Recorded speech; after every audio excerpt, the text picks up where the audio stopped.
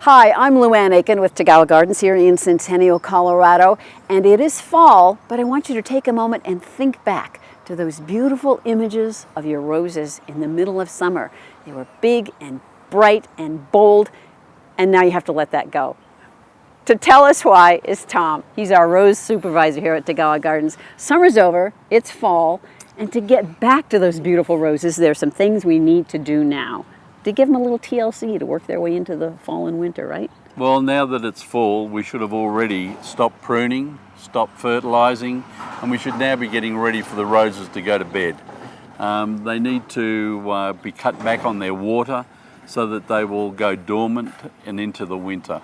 The other thing with the rose is that they need to be insulated.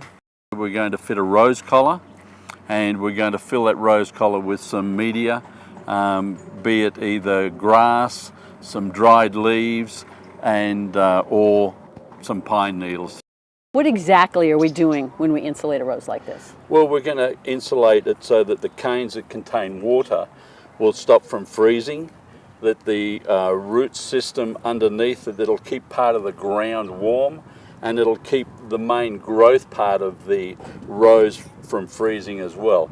Anything we can do to keep that temperature good for the rose. And this top growth you're just going to leave in place for now? Yes, you just leave it, you let it die off. When do we take it off? The collar, the insulation, the whole thing?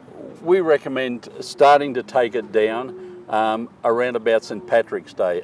Don't be tempted, even though they may start growing in January and February and starting to get looking like they're ready to burst out in bloom. Don't be tempted to prune them. We have to wait until around about Mother's Day, Memorial Day. When we say Mother's Day, it depends on whether the weather has been like it has in the past and we end up with snow or a late frost. So we usually leave it then till about Memorial Day, and then we can start pruning and fertilizing our roses to get them kick-started for the new year. So it's fall. Yep, there's a little bit of work to be done to TLC the roses just the way you want them, but think of what it is you want your garden to look like next year. All those beautiful roses, which will benefit so much by just the exact tips that Tom is talking about. In fact, he has a winter rose care tip sheet, so come see him, see the rest of our rose crew here at Tagawa's.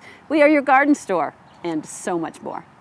If you like this video, please share it with your friends and find others like it on our Tagawa Gardens YouTube channel. Also, find us on Facebook and Instagram.